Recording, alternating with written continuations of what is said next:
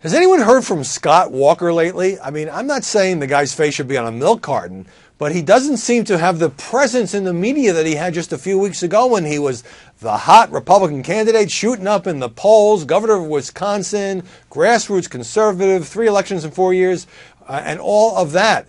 And so what's happened is that Scott Walker is taking a break from people like us. He has decided to adopt a low-profile media strategy. The guy went to Europe, and he didn't give any interviews. And he is going to Israel, and his people have put out the word. He's not going to be talking to reporters on that trip either. What is the point? If you're a governor and you're going to hopscotch around the world to show that you have international stature and some foreign policy experience, if you're not going to talk to the press? Well, it's not that Walker has completely blotted this out. I mean, he did talk to Fox's Megyn Kelly, and he did an interview with Glenn Beck, and he's talked to a couple of local newspaper reporters as he's been on the campaign trail. But this anti-press or keep the media away strategy bears a certain resemblance to somebody on the Democratic side, you know, that woman who has the van and she stopped at Chipotle.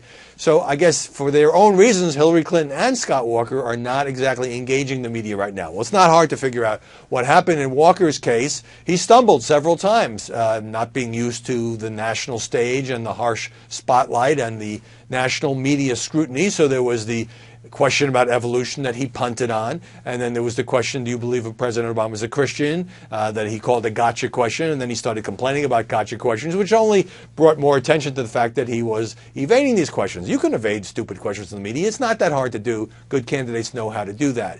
And then he did an interview with Chris Wallace on Fox News Sunday and was candid enough to say, under questioning by Chris, that he had indeed changed his position, evolved, shall we say, on evolution, flip-flop, critics would say.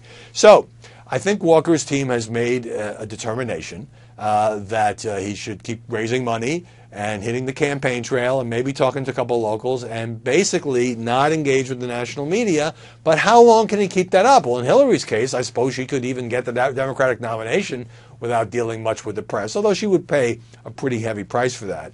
But I think it's not, you know, whenever we discuss this subject, it can sound too often like journalists are whining, why won't they talk to us? It's not to make us feel good. It is to make us feel like we're doing our job. But the reason that candidates, particularly candidates who haven't had a national reputation before, talk to the press is not just to get the attention, but to show that they can explain through the media, as you have to do when you are the commander-in-chief, what you stand for, how you deal with difficult questions, how you respond to attacks from the other side or from your rivals within your own party. What? I mean, Walker's going to be running against 15 or 16 or 20 other Republicans. So I think the jury is out on whether Walker can do that. Now, maybe this is just a pause and he'll come back and he'll go on the Sunday shows or whatever. But in the meantime, while Jeb Bush and Rand Paul and Ted Cruz and now Chris Christie and others are out there doing interviews, Scott Walker is not.